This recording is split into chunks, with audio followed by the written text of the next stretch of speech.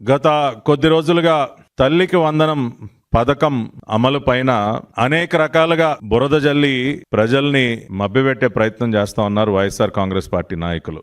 స్వయంగా మాజీ ముఖ్యమంత్రి జగన్మోహన్ రెడ్డి ఇచ్చిన మాట ప్రకారం చిత్తశుద్ధితో నిజాయితీగా ఎంతమంది బిడ్డలుంటే అంతమందికి 15,000 రూపాయలు చొప్పున తల్లుల ఖాతాల్లో తల్లికి వందనం పథకం పేరుతో జమ చేస్తాము అని ఏదైతే మాట ఇచ్చామో ఎన్డీఏ కూటమి పక్షాన ఆనాడు చంద్రబాబు నాయుడు గారు ఇచ్చిన మాటని నిలబెట్టుకుంటూ తల్లికి వందనం పథకం అమలుకి జూన్ 12వ తేదీన గౌరవ రాష్ట్ర ముఖ్యమంత్రి వర్యులు నారా చంద్రబాబు నాయుడు గారు, సంబంధిత శాఖ మంత్రి హెచ్ఆర్డీ మినిస్టర్ అయినటువంటి గౌరవనీయులు నారా లోకేష్ గారు శ్రీకారం చుట్టి దాని అమలుకి ప్రారంభోత్సవం చేస్తే దాదాపుగా 10,090 కోట్ల రూపాయలు విడుదల చేస్తూ 67,27,164 మంది బిడ్డలకి తల్లికి వందనం పథకం అమలయ్యే విధంగా చర్యలు తీసుకుంటే నిస్సిగ్గుగా దానిపైన బురద జల్లుతున్నారు. ఏదో 2,000 రూపాయలు చొప్పున పాఠశాలల అభివృద్ధి కోసం ఏదైతే ప్రభుత్వం ఫండ్ని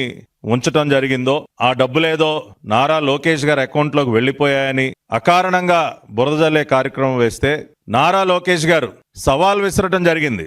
రుజువు చేయండి ఆధారాలతో, లేకపోతే బహిరంగ క్షమాపణలు కోరండి, మీ స్టేట్మెంట్ ని వెనక్కి తీసుకోండి, ఆ విధంగా చేయకపోతే చట్టపరమైనటువంటి చర్యలు తీసుకుంటామని చెప్పి ఇప్పటి వరకు సవాలు స్వీకరించే దమ్మున్నటువంటి ఒక్కడు కూడా ముందుకు రాలా.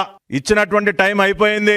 వైసీపీ నాయకులను అడుగుతున్నాం, ఆరోపణ చేసినప్పుడు ఆధారాలు ఉండాలి కదా, ఎందుకు మీరెవ్వరూ కూడా ఏమయ్యా జగన్ రెడ్డి మా నాయకులు నారా లోకేష్ గారు విసిరినటువంటి సవాల్ని స్వీకరించకుండా ఎక్కడ దాక్కున్నావయ్యా? తాడేపల్లి కొంపలో ఉన్నావా, బెంగళూరు కొంపలో ఉన్నావా, ఇడుపులపాయ కొంపలో ఉన్నావా, ఏ కొంపలో దాక్కున్నావయ్యా?